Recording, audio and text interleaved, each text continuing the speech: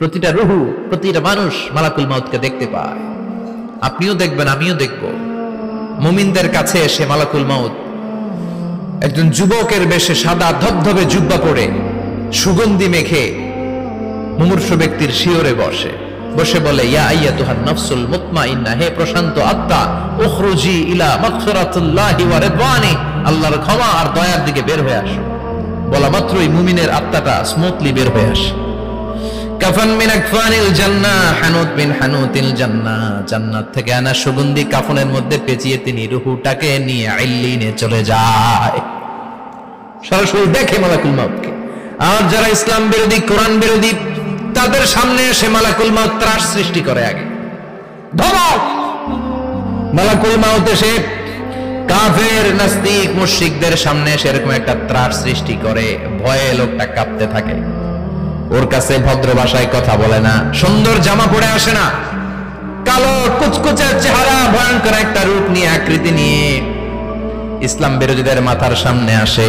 দুর্গন্ধযুক্ত চেহারার দেহ নিয়ে ধমক দিয়ে বলে, ও পাপাত্তা, ইয়া আইয়াতুহান নাফসুল খাবিসা উখরুজি ইলা গাদাবিল্লাহ, হে পাপাত্তা, আল্লাহর রাগ, ক্রোধ আর গজবের দিকে বের হয়ে আয়। মুমিনের আত্মা বলার সাথে সাথে যেমনি মুমিনের দেহ থেকে বের হয়ে জান্নাতি কাফনের ভেতরে ঢুকে, কাফেরদের আত্মাও কি এরকম তাড়াতাড়ি বেরোতে চায় নাকি? কাফেরদের আত্মা বেরোতে চায় না। ডানে দৌড়, বায়ে দৌড়, সামনে দৌড়, পেছনে দৌড়, আহা, দৌড়াদৌড়ি করে। মালাকুল মাউত এটাকে টেনে হিচড়ে, একটা জীবিত ছাগলকে জবাই না করে তার চামড়া উল্টার দিকে টেনে হিচড়ে বের করলে ছাগলটা যত কষ্ট পায়, এর চেয়ে কমসে কম 70 গুণ বেশি কষ্ট দিয়ে কাফের, মুশরিক আর গাদ্দারদের রূহ কবজ করা হয়। আল্লাহ এই পরিস্থিতি থেকে তুমি আমাদের বাঁচাও। মুমিনদের রূহ যেমনি কবজ হয়, ওইভাবে রূহ কবজের ব্যবস্থা করে দিও। ঈমানের মৃত্যু নসিব করে দিও, শাহিদি মৃত্যু নসিব করে দিও। তার মানে বিমান দুর্ঘটনায় হোক, কিংবা লঞ্চ ডুবিতে হোক, কিংবা আগুনে পড়ে হোক, কিংবা আত্মঘাতী হামলায় হোক, যে যেখানেই মারা যায়, কবরের 3টা প্রশ্ন তার জন্য আছে না নাই? ইসলাম বিরোধীদের জন্য প্রশ্ন 3টা, আপনারা যারা মুমিন তাদের জন্য 4টা, আপনাদের জন্য একটা বেশি। আলহামদুলিল্লাহ কোন? কবরে এসে প্রথম প্রশ্ন করবে মুনকার নাকির যখন চলে আসবে, 40 কদম যখন আত্মীয় স্বজনরা লাশটাকে কবরের মধ্যে দিয়ে 40 কদম চলে যায়, তখনই ফেরেশতা চলে আসে। আহা, শেষ, সব শেষ। এসে পরীক্ষা শুরু। মার রব্বুক, তোর রবের নাম কি? চিল্লায় বলেন, আমাদের রবের নাম কি? আমরা বলবো রব্বি আল্লাহ। প্রথম প্রশ্ন, তোমার রব কে? আমরা বলবো আমাদের রব আল্লাহ। দ্বিতীয় প্রশ্ন, ওমা দীনুক, তোমার ধর্মের নাম কি? আমরা কি বলবো? তৃতীয় প্রশ্ন, বিশ্বনবীর চেহারা দেখিয়ে বলা হবে, আতারিফু হাযার রাজুল, এই লোকটারে চিনো নাকি? আমরা বলবো চিনি, আমাদের প্রাণের নবী, ঠিক কিনা? 3টা প্রশ্নের যথাযথ উত্তর যখন দিয়ে দিলেন, আপনার জন্য অতিরিক্ত আরেকটা প্রশ্ন করা হবে, ওয়ামা ইলমুক, তোমার নলেজ কি? 3টা প্রশ্নের উত্তর যে তুমি করতে পারলা, কিভাবে পারলা, কেমনে জানলা? নকল করে বলছো নাকি জেনে বুঝে আসছো? নকল হয় না? এখন তো পরীক্ষা চলতেছে বোধহয়। কি পরীক্ষা? এসএসসি পরীক্ষা। নকল হয়? কৃষ্ণপুরে নকল নাই না? এখন মনে হয় এগুলো একটু কমছে। একটা সময় ছিল অনেক নকল হইতো। পাঞ্জাবের ভিতরে নকল, পকেটে নকল, টুপির ভিতরে নকল, মৌজার ভিতরেও নকল। এমনকি মেয়েরাও নকল করে পরীক্ষার হলে আসে না নাই? স্কেলের মধ্যে লিখে নিয়ে যায়, হাতের মধ্যে লিখে নিয়ে যায়, ওড়নায় লিখে নিয়ে যায়, কাপড়ে লিখে নিয়ে যায়, আসে না নাই? ফেরেশতারা বলবে, নকল করছো নাকি? কেমনে জানলা? 3টা প্রশ্নের উত্তর তুমি কেমনে বললা? আল্লাহ তোমার রব, ইসলাম তোমার ধর্ম, এই লোকটা বিশ্বনবী, কেমনে চিনলা? আপনাকে তখন বলতে হবে, আমি কোরআন থেকে শিখেছি, আমি হাদিস থেকে শিখেছি, আমি ইসলাম জেনে বুঝে মেনেছি, আমি আন্দাজে কোথাও ঘুরি নাই। চিল্লায় এখন ঠিক কিনা? আপনাকে বলতে হবে, এজন্য শিখতে হবে, প্রতিনিয়ত ইসলাম সম্পর্কে জানতে হবে, আখের গোছাতে হবে, জীবনটাকে আলোকিত করতে হবে। চিল্লায় বলেন ঠিক কিনা? 4টা প্রশ্নই যখন হয়ে গেল, ফেরেশতারা বলবে, আহলান ওয়া সাহলান ওয়া মারহাবান বিক, খোশামদেদ, কংগ্রাচুলেশন, খোশামদেদ, কংগ্রাচুলেশন। সব প্রশ্নের উত্তর তুমি পেরেছো। ফায়ুফসাহু লাহু কবরুহু 70 যিরান, আপনার কবরটারে 70 হাত লম্বা করে দেয়া হবে। ওয়ায়ুফতাহু লাহু বাবুন ইলাল জান্নাহ, আপনার কবর থেকে জান্নাতের দিকে দরজা খুলে দেয়া হবে। ওয়ায়ুলবাসু মিন লিবাসি আহলিল জান্নাহ, জান্নাতের দুইটা রেশমি কাপড়ের পোশাক এনে আপনারে পরিয়ে দেয়া হবে।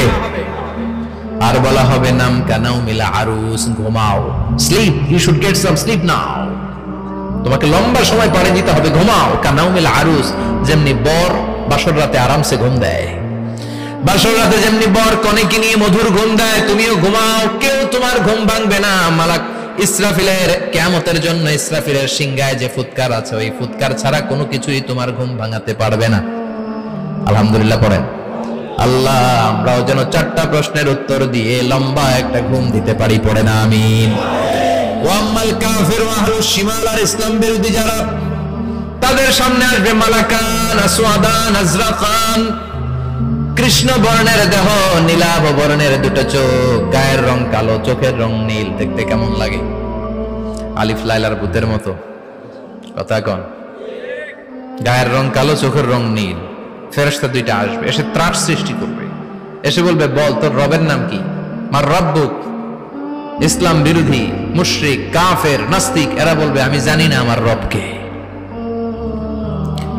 আমি জানি না, আমি তো আজীবন শুধু চেয়ার করেছি, মদ খেয়েছি, আমি ধর্ষণে সেঞ্চুরি করেছি দুনিয়ার বুকে, আমি টেন্ডারবাজি করেছি, চাঁদাবাজি করেছি, আমি মাস্তানি করেছি, আমার দাপটে এলাকার ইসলাম প্রিয়রা বাসায় ঘুমাতে পারে না। আমি ছিলাম টেন্ডারবাজ, আমি ছিলাম গডফাদার, সন্ত্রাসীদের লিডার, আমি ছিলাম ডন 1 2 3 সব, আমি ছিলাম ডনের ডন, আমি ছিলাম মাস্তান রংবাজ, রব টপকে আমি তো জানি না। লাদ্রি লাদ্রি, আমার জিজ্ঞেস করো না।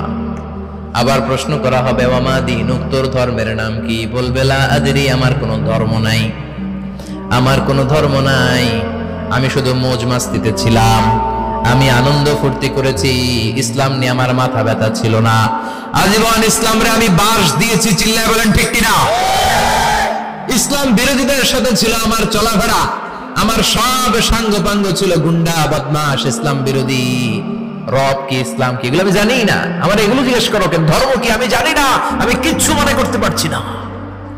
3 নাম্বার প্রশ্ন করা হবে আতারিফু হাযার রাজুল, দেখো তো এই লোকটারে চিনো কিনা? কয় না, চিনি না, তবে মনে হয় এই লোকটারে দুনিয়ার বুকে আমি গালি দিতাম, এই লোকটার বিরোধিতা করতাম, ব্লগের মধ্যে এই লোকটার ব্যাপারে কুৎসা রটনা করতাম, এই লোকটার কার্টুন বানিয়ে আমি হিংসা ছড়িয়ে দিতাম, এই লোকটার ব্যাপারে আমি এলাকার মধ্যে অপপ্রচার চালাতাম।